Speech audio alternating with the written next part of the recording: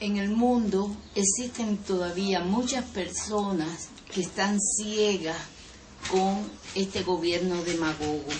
Este gobierno plantea que en Cuba existe mucha libertad, que es un paraíso, que es el paraíso terrenal o paraíso caribeño.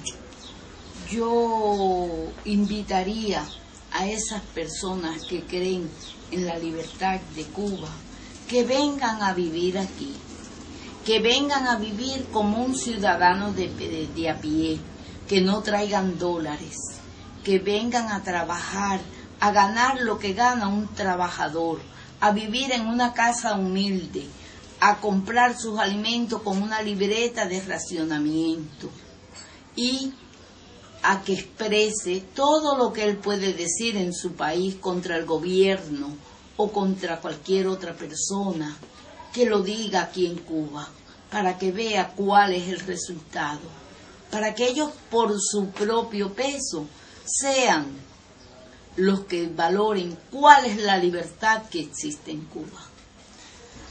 Las Damas de Blanco somos un grupo de familiares de los presos del 2003, es decir, de la llamada Primavera Negra de Cuba. En estos familiares estamos esposas, madres, hermanas, hijas, y se nos han ido sumando algunas mujeres que, a pesar de no tener a nadie preso, las llamamos damas de apoyo, pero que también comparten los mismos riesgos que las damas de blanco. Bueno, nuestros familiares, muchos eran periodistas, otros bibliotecarios, alrededor de 35 eran gestores del proyecto Varela, otros pertenecían a la asamblea, a lo que sería luego la asamblea, y algunos, como mi esposo, tenían el Partido Liberal de Cuba.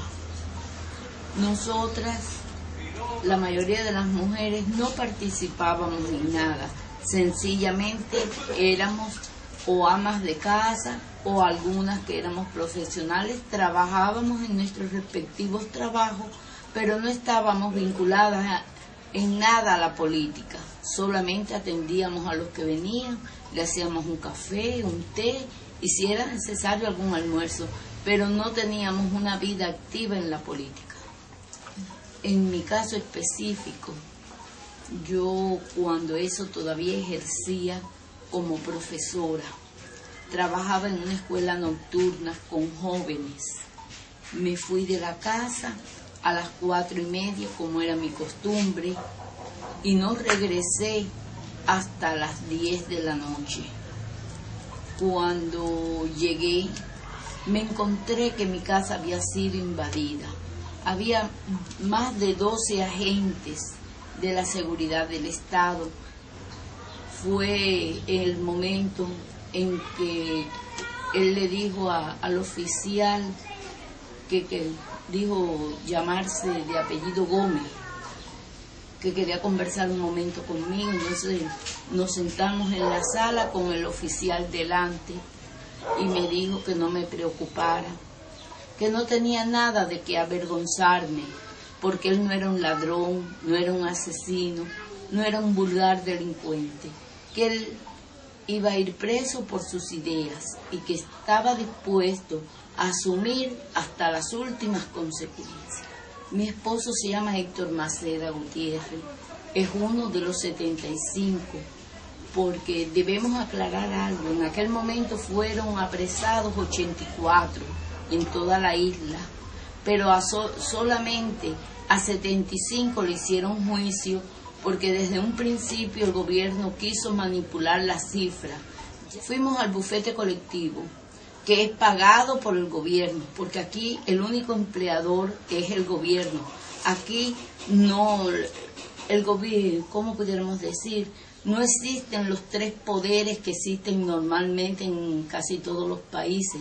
Aquí todo es piramidal, todo es un solo gobierno que va hacia arriba. Y, por lo tanto, los abogados, ¿cómo podían defender si el que les paga los acusaban de colaborar con una potencia extranjera. Incluso había muchos que nunca en la vida habían puesto un pie en ninguna embajada, que no conocían a diplomáticos ni nada. Así que ¿de qué forma podían estar trabajando para una potencia extranjera? Las sentencias fueron variadas.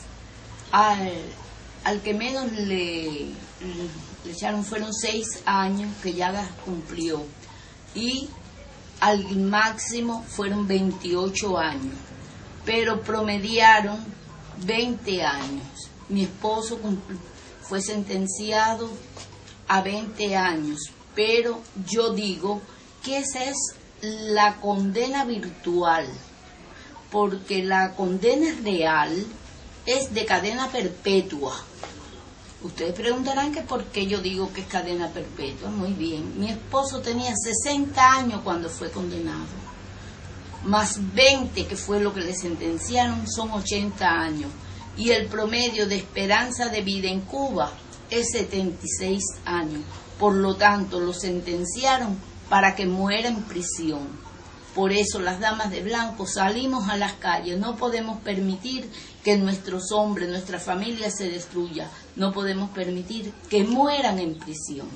Cada día lo siento más cercano. Creo que ese es el objetivo fundamental de nuestra lucha, la libertad de los presos políticos. Y eso nos hace tener mucha esperanza cada vez que vemos que vienen jóvenes de distintos países del mundo. Cuando conocemos diferentes noticias de solidaridad, nos hace llenar más de esperanza. Y en estos momentos tan críticos, en estos momentos se están dando un despertar en el mundo entero, se está quitando la venda con respecto a Cuba. Creo que nunca había sentido la libertad de nuestros presos más cerca que ahora. Quería plantearle con respecto a nuestros hijos que a partir de este momento de la primavera negra, las familias han sido divididas. Hay muchos ancianos que incluso muchas madres, ya hay 7 madres que han muerto sin ver a sus hijos en libertad. Muchos niños que se han traumatizado, que tienen que estar con tratamientos médicos, incluso con psicólogos, por la situación de estar creciendo sin su padre. Además de todo lo que están planteando en las escuelas, de que son mercenarios, de que son asalariados, de que quieren hacerle daño a las personas del país. Todo eso lo sufren los niños. Ya nos fuimos uniendo espontáneamente, nos encontrábamos desorientadas, no nos conocíamos, algunas, muy pocas eran las mujeres que nos conocíamos. Cuando íbamos al cuartel de Villamarista, al principio empezamos a conocernos y muchas no tenían teléfono. Yo les brindé mi casa, que es un lugar céntrico, tiene teléfono, y así empezamos a unirnos. Y ya el día 30 de marzo se comenzó a caminar por la Quinta Avenida. Fue algo espontáneo, no fue una idea preconcebida, sino el dolor fue quien nos unió y es el que nos mantiene unidas, y estaremos de esa forma luchando mientras existan presos políticos. El temor es un sentimiento humano y creo que todos los seres humanos lo sienten alguna vez en la vida. Nosotros lo sentíamos, pero era tan grande el dolor y tanto el amor que sentimos por nuestros familiares que hemos sobrepasado los límites del temor y el valor sin darnos cuenta, y ya estamos en esa otra parte. Así es que ahora nunca vamos a retroceder. Aprendimos a enfrentarnos a este mal gobierno y ya nada nos detendrá. Puedo también decirle que desde un principio dijimos que la Quinta Avenida nunca se abandonaría, que todos los domingos, mientras existieran presos políticos, estaríamos las damas de blanco demandando la libertad de ellos allí. Allí se escuchan nuestras voces domingo tras domingo pidiendo la libertad. Allí nos van a encontrar siempre, incluso en época de ciclones, de huracanes, han azotado a Cuba, y recuerdo que hace 3 años hubo uno y fue precisamente un domingo.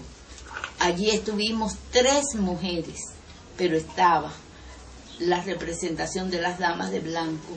No puede quedar un solo domingo en que en la Quinta Avenida no se escuchen las voces de libertad.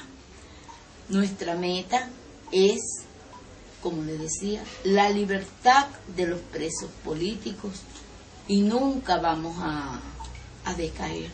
Hay muchas personas que son escépticos con respecto a nuestro tipo de lucha. Hay algunos que pensarán que esto es más bien simbólico, que esto no va a dar fruto. Sin embargo, se equivocan, porque la lucha pacífica es mucho más lenta que la lucha armada, que la violencia, pero al final sí se recogen frutos. Además, ya tenemos pruebas de ello. En la actualidad, de los 75, ya han salido 22, 21 por nuestros esfuerzos, uno solo por cumplimiento. ¿Por qué digo por nuestros esfuerzos?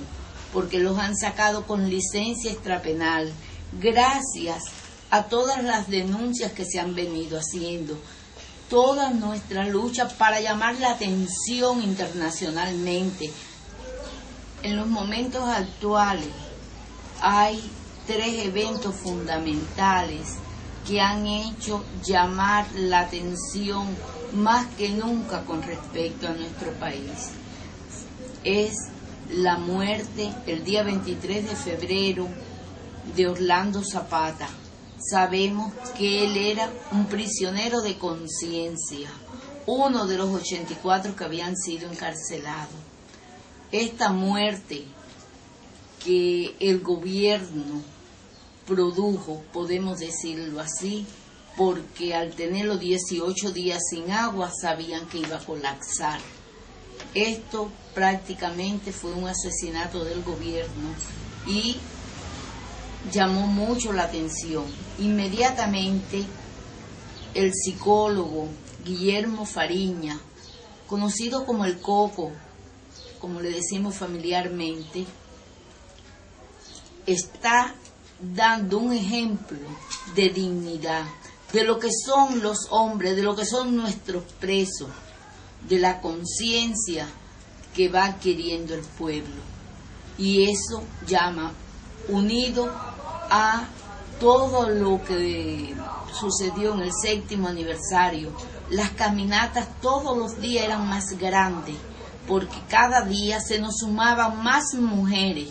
Empezamos con 30, al segundo día 40, y hubo un día en que éramos 65 mujeres caminando, y aquí en la casa llegamos a ser 72.